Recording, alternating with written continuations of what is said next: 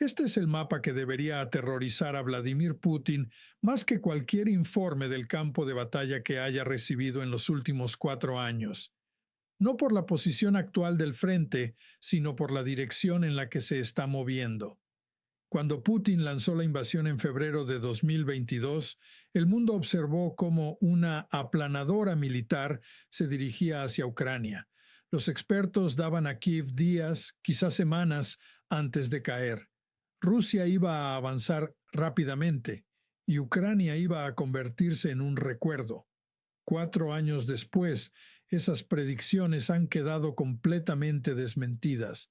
En 2026, Rusia no está ganando la guerra, la está perdiendo en el campo de batalla, en su economía y en la percepción interna del propio sistema que la inició. Según esta interpretación, la aplanadora no desapareció, sino que fue girada y ahora apunta hacia Moscú.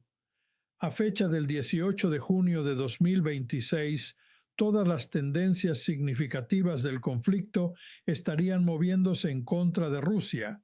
La ofensiva de primavera rusa, que supuestamente debía romper el Donbass y otorgar a Putin una ventaja decisiva en futuras negociaciones, no habría logrado sus objetivos.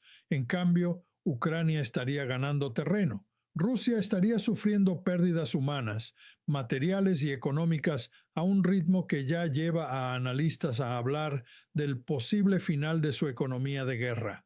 Las cifras citadas son contundentes. El Instituto para el Estudio de la Guerra habría registrado en mayo de 2026 unos avances rusos de apenas 40 kilómetros cuadrados, mientras que Ucrania habría recuperado unos 280 kilómetros cuadrados en el mismo periodo. Lejos de un estancamiento, esto se presenta como una retirada encubierta o un retroceso gradual. Este patrón no sería nuevo, sino la continuación de una tendencia que se remonta a los primeros meses de la guerra. En su punto máximo, en 2022, Rusia llegó a controlar aproximadamente el 27% del territorio ucraniano, pero para noviembre de ese mismo año, ese porcentaje ya había descendido al 18% debido a contraofensivas ucranianas. En menos de un año, Rusia habría perdido un tercio de lo conquistado inicialmente. Desde entonces, en más de 3 años y medio, el avance neto ruso habría sido mínimo, alrededor de un 1,5% adicional del territorio ucraniano, una cifra comparada con el tamaño aproximado del condado de Los Ángeles. Todo ello, según este análisis, a un coste humano enorme, más de 1,38 millones de bajas rusas, además de un impacto demográfico a largo plazo que incluye reducción poblacional proyectada, baja natalidad y aumento de la mortalidad. Frente a ello, la explicación del conflicto se divide en dos factores: la estrategia ucraniana y una debilidad estructural rusa previa a la guerra. En cuanto a la estrategia, se sostiene que Ucrania abandonó progresivamente los intentos de guerra convencional simétrica, especialmente tras la fallida contraofensiva de 2023, que buscaba recuperar territorio mediante grandes operaciones terrestres.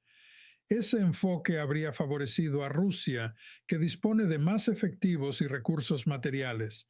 A partir de 2025, Ucrania habría cambiado su doctrina hacia una guerra de desgaste asimétrico basada en dos pilares: ataques de largo alcance contra la economía rusa y ataques de medio alcance contra la logística en territorios ocupados. En el plano económico, se afirma que Ucrania ha intensificado ataques profundos contra infraestructura energética rusa.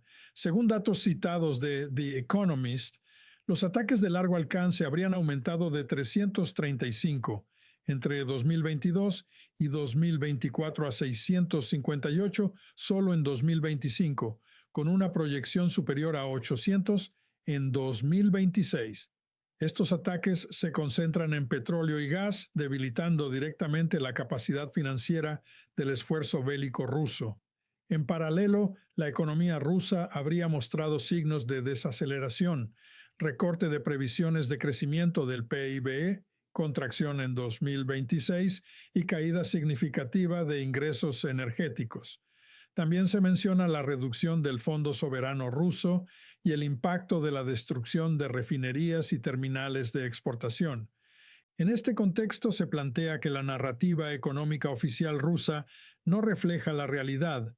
Mientras el Kremlin afirma crecimiento del PIB en años recientes, análisis alternativos basados en indicadores como la luminosidad nocturna satelital sugerirían contracción económica.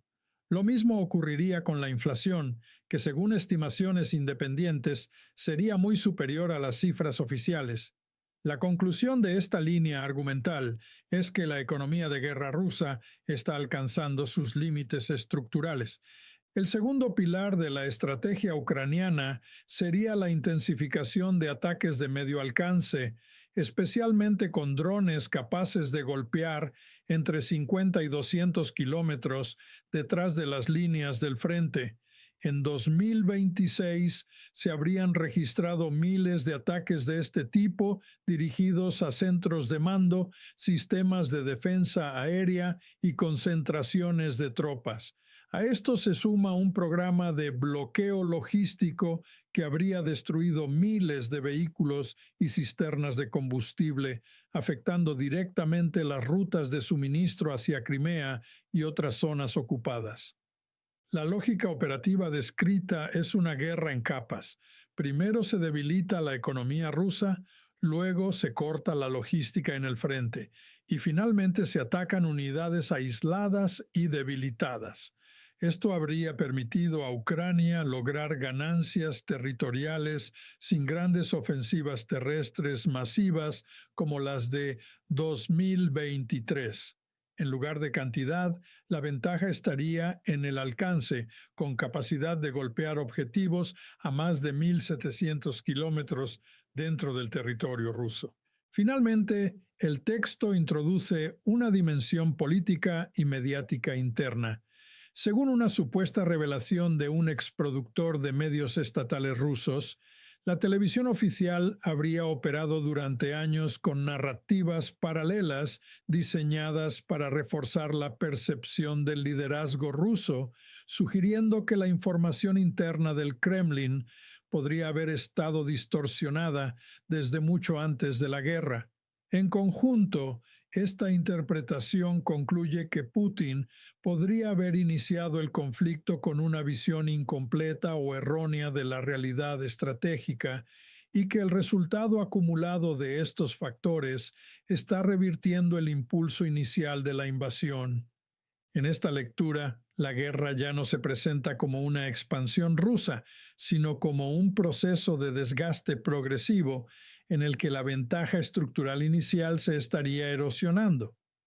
El resultado, según esta narrativa, es un conflicto en el que cada vez más indicadores militares, económicos y logísticos apuntan en la misma dirección. Un debilitamiento sostenido de la capacidad rusa para mantener la guerra en sus términos originales. Funcionaba así, explicó Skorobutovh. El programa regular se emitía y después el equipo de producción se quedaba trabajando, recibiendo instrucciones específicas sobre qué conservar, qué exagerar y qué eliminar. Todo estaba diseñado para presentar a Putin lo que Skorobutovh llamó la imagen ideal de una Rusia hermosa. En otras palabras, según este testimonio, Putin habría estado viendo durante más de una década una versión ficticia de su propio país, mucho antes de la invasión y mucho antes de que la guerra se desviara de forma catastrófica de cualquier plan inicial. Esto sugiere que podría haber entrado en el conflicto ya aislado de cualquier versión realista de la situación. La situación, según este relato, sería aún más grave. El 29 de mayo, The New Voice of Ukraine informó que incluso los comandantes militares rusos habrían estado proporcionando a Putin mapas falsificados. en los que se exageran las ganancias territoriales rusas y se oculta el hecho de que la ofensiva se ha estancado o incluso retrocede en varios sectores del frente. A partir de esta idea, algunas de las declaraciones públicas de Putin, en las que afirma avances que no se corresponden con la realidad del campo de batalla, adquieren otra interpretación, no necesariamente mentiras deliberadas, sino información errónea procedente de mandos que temen transmitir malas noticias. Incluso se menciona que, a finales de 2025, cuando Putin afirmó que ciudades como Pokrovsk o Vovchansk habían sido capturadas, esas localidades aún no habrían caído, lo que refuerza la posibilidad de una percepción distorsionada de la realidad militar.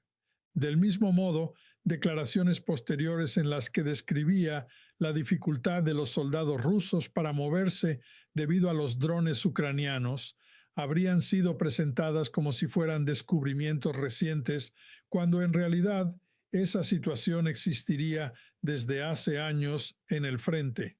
Desde esta perspectiva, Putin no estaría operando con información completa o verificada, sino dentro de un sistema de retroalimentación filtrada durante más de una década, diseñado más para proteger su imagen y su estabilidad política que para reflejar la realidad del país o de la guerra.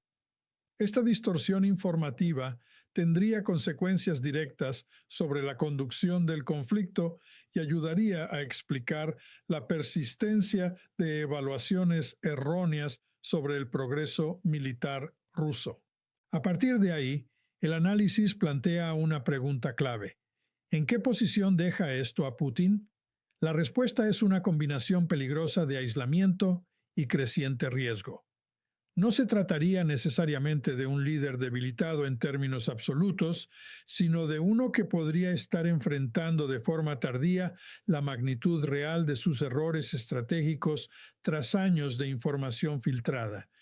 Y ese tipo de situación, según esta interpretación, no conduce necesariamente a la moderación, sino que puede empujar hacia decisiones más arriesgadas, incluyendo una posible expansión del conflicto más allá de Ucrania, en un intento de recuperar una imagen de fuerza perdida.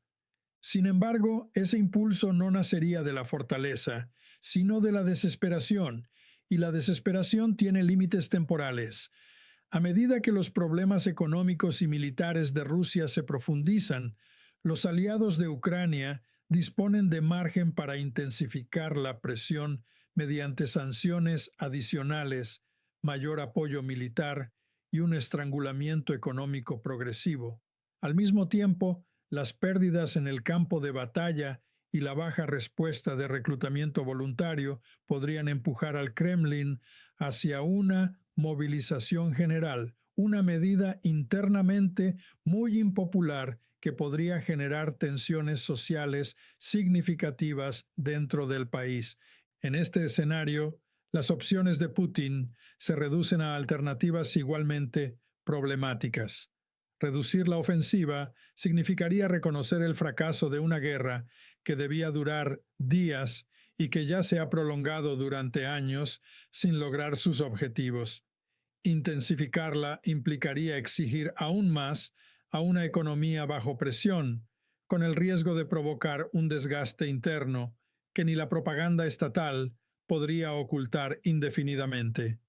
La promesa inicial de una victoria rápida sobre Ucrania se habría convertido, según esta narrativa, en un conflicto prolongado en el que Rusia apenas habría logrado avances territoriales limitados a costa de pérdidas humanas masivas.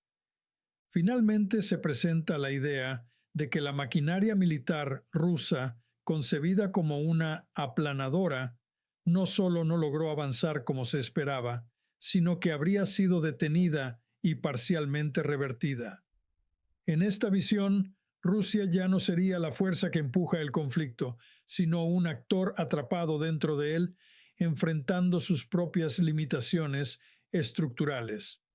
El año 2026, según esta interpretación, quedaría registrado como el momento en que esa maquinaria finalmente dejó de avanzar y comenzó a retroceder.